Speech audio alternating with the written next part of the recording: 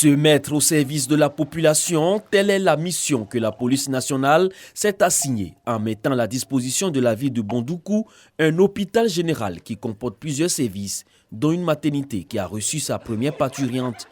Pour le préfet de police de Bondoukou, la naissance de cet enfant vient couronner 3 ans de service médical pour le bien-être de la population de la ville de Bondoukou. Je voudrais rassurer ici les populations de Bondoukou pour dire que nous avons toutes les compétences requises au sein de l'hôpital. Vous avez un médecin, des sages-femmes. Le dernier service qui a été créé, c'est un centre de rééducation pour prendre en charge tous les accidentés, tous les cas d'hémiplégie que nous aurons au niveau de Bondoukou. Le premier-né, issu de cette maternité, porte le nom du directeur général de la police nationale, Youssouf Kouyaté. En hommage à ses actions, notamment la création de ce centre destiné à la prise en charge sanitaire des policiers de cette zone. Je remercie le directeur général de la police pour tout ce qu'il a fait pour moi et mon bébé. Merci également le centre de santé. En tout cas, quand je suis venue ici, je n'ai pas regretté. La sage-femme, elle m'a beaucoup aidée. Nous venons d'avoir notre premier bébé et vraiment nous sommes très heureux. Et il faut dire que nous avons une maternité, une sage-femme très compétente et vous dire aussi que je suis médecin pédiatre. Donc tous les bébés qui arrivent, quelles que soient les pathologies, nous pouvons aussi les prendre en charge sur le champ. Cet hôpital comporte un service de kinésithérapie, un laboratoire pour les examens biologiques, des services de consultation en cardiologie et un service de vaccination nutritionnelle. Selon le médecin commissaire, chef du centre de santé de police de Bondoukou, cet établissement répond aux normes médicales de suivi et de prise en charge des patients. Mais pour un bon fonctionnement, l'établissement a besoin d'une ambulance pour les évacuations des cas d'urgence.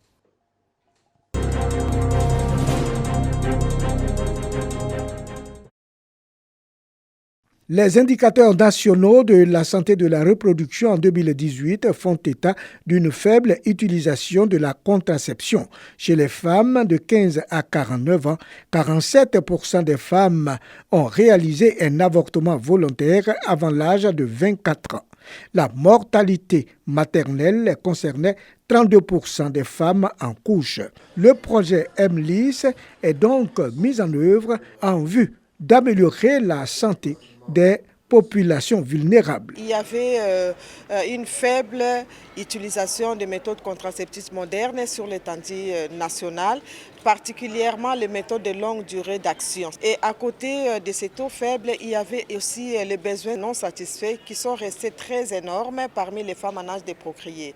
Financé par Global Affaires Canada, le projet vise à protéger les droits sexuels et reproductifs. La capacité pour les jeunes filles de continuer leur éducation, de pouvoir se réaliser et donc accroître leur autonomisation sociale et économique et donc de devenir des membres à part entière et pleinement contribuant au bien-être de leur famille et aussi de leur communauté. Le projet MLIS couvre les régions de Bouaké, Daloa, Korogo et Yamoussoukro. Pour la Direction générale de la santé, l'engagement est pris pour la durabilité et la pérennisation des acquis en œuvrant de concert avec toutes les parties prenantes.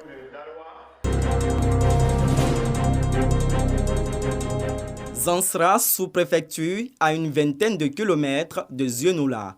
Ces femmes de la coopérative Kofagnaz se rendent sur leurs parcelles. Elles y cultivent des produits vivriers comme le manioc, l'arachide, l'aubergine et le piment. Ce matin, elles nettoient le champ d'igname. Nous avons choisi le Florido parce que c'est le Florido qui donne beaucoup maintenant. C'est la variété qui donne beaucoup maintenant. Mais des bêtes, on ne trouve pas beaucoup chez nous ici. D'une culture à une autre, ces femmes gourous ne rechignent pas dans l'effort. Les productions de ces champs sont destinées en priorité à la consommation locale. La plupart de nos récoltes, nous les donnons à l'école pour que nos enfants puissent être bien. Maintenant, le reste, nous collectons ensemble pour converger sur Abidjan pour vendre. De Zansra à Menfla, une autre bourgade située à 12 km de Zionoula, la motivation est la même. Mais ici, on compte produire du vivrier à une grande échelle. Sur ce périmètre de 15 hectares aménagé par l'Union européenne et le FIRCA, le Fonds interprofessionnel pour la recherche et le Conseil agricole, il est prévu de développer les filières manioc et maraîcher. L'Union européenne qui nous accompagne, ils ont demandé à faire seulement que 6 hectares.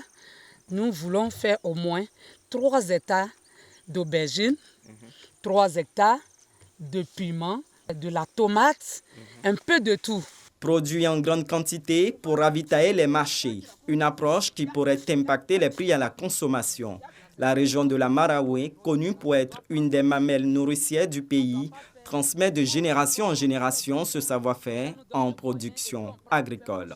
En attendant la phase pratique du projet, 2 problèmes demeurent. La semence. Tout le monde a besoin des semences et des semences de qualité. La visite d'État à Zirnoula nous a permis de commencer véritablement certaines choses. Parce que quand l'État est venu, le président est arrivé à Zirnoula, on nous avait donné quelques semences. Mais ça, ce n'est pas suffisant, ça c'est fini, ça ne suffit pas. On a encore besoin des semences. Le transport des récoltes. Pour mettre dans le camion, c'est 3 000 par sac. Ça dit les chargeurs, là, et ils ont 500 sur un sac. Et puis celui qui a un camion, là, lui, il a 2500. Ça fait 3 000 par sac. Ça dit quand on finit, on enlève les dépenses, les frais de route, tout ça, on n'a plus rien. Tu peux louer un camion, tu peux donner 600 000 francs pour le terre. Mais il y a d'autres, mais tu leur donnes avance, ils ne viennent pas prendre ta marchandise. Et puis ça pourrit. Pourtant, ces marchandises, des femmes, elles ont payé avec de l'argent. Voilà les difficultés que nous rencontrons sur la route. Après le Boschan, les produits agricoles arrivent sur les marchés. Nous retrouvons Zambier Louirier à Yopougon Nouveau Goudron. Sur ce marché, environ 2000 femmes revendent le vivrier. C'est ici qu'on décharge, c'est ici les gros camions rentrent et puis on décharge. Les marchandises déchargées sur place au marché sont encore majorées de plusieurs frais. Quand tu décharges, tu fais droit de terre, par exemple 500 par sac. Tu es payé à qui? Au côté du marché, il y a aussi des gens qui déchargent au niveau du camion, des jeunes qui montent sur le camion pour décharger les sacs. Ces jeunes-là aussi sont payés 500 par sac. Il y en a aussi qui prennent à les déposer là où toi tu as choisi de regrouper tes marchandises. C'est payant aussi. L'entretien du marché, c'est nous-mêmes qui le faisons. Nous avons nos agents qui balayent le marché. Ils font la propreté du marché. C'est nous-mêmes qui les payons. La mairie vient prendre son quota chaque jour, sauf les samedis. Entre le transport, les frais de déchargement, le droit de terre et la taxe municipale, les prix à l'étal finissent par flamber. Le carton que vous voyez là, quand il n'y en a pas, les femmes prennent ça à 50 000 là. C'est ça, non? Le petit tas que vous voyez là, c'est 500 francs. Mais quand on prend place en détail, les gens mettent comme ça à 100 francs. Quand il pleut comme ça, en principe, si on devait avoir 10 sacs de piment dans un champ, désormais, c'est plus le cas. On peut avoir, ça peut produire 5 sacs. Du coup, la production baisse et puis les choses, là, le prix monte. Pour être beaucoup plus efficace, la plateforme des femmes du secteur du vivrier de Côte d'Ivoire a vu le jour en 2021. Les productrices s'attellent à améliorer la présentation de leurs produits.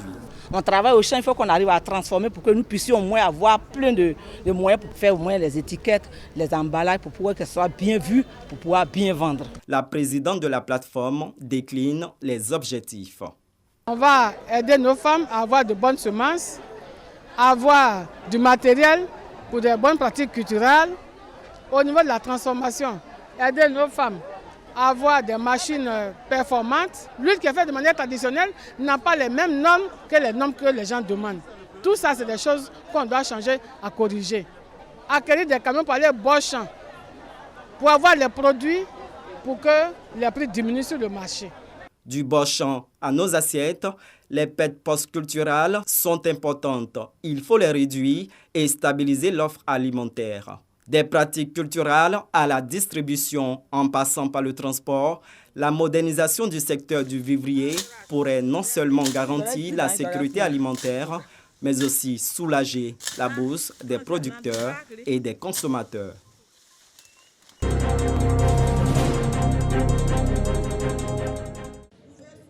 Le rapport du système de gestion de l'information sur les violences basées sur le genre fait état de 5 405 cas de VBG enregistrés en Côte d'Ivoire en 2020. Parmi ces cas, 822 viols, dont 631 sur les filles de moins de 18 ans. Ces violences faites aux femmes constituent une menace pour une paix durable et la dignité humaine. Pour tirer la sonnette d'alarme et instruire les femmes sur les mécanismes de dénonciation des VBG et les voies de recours, la Fondation BLACPA sillonne le pays. La femme et les jeunes filles sont confrontées à diverses formes de violence, à savoir les violences sexuelles, les agressions physiques, les mariages forcés, le déni de ressources, d'opportunités ou de services dont elles sont victimes au sein de leur communauté, leurs lieux de travail, les foyers, les écoles et même dans la rue. À Bouaké, des témoignages des femmes violentées, une séance de dépistage des cancers du col de l'utérus et du sein ont meublé ces activités. J'ai été violée à plusieurs reprises. Il faut dire que ce n'est pas chose facile. La première fois, j'avais 13 ans et demi. C'était pas facile parce que je ne pouvais pas en parler. Et j'ai vécu vraiment avec cette rage, cette colère et cette douleur au fond de moi. Et ça a forgé un autre caractère de moi. Depuis 2014, le gouvernement ivoirien travaille à mettre en place des mécanismes à travers la stratégie nationale de lutte contre les VBG. 77 plateformes avec 1300 leaders communautaires, une ligne téléphonique verte gratuite, 33 bureaux d'accueil, gens dans le commissariat installés. La Fondation BLACPA fait de la lutte contre les violences basées sur le genre et la promotion de la santé sexuelle son cheval de bataille.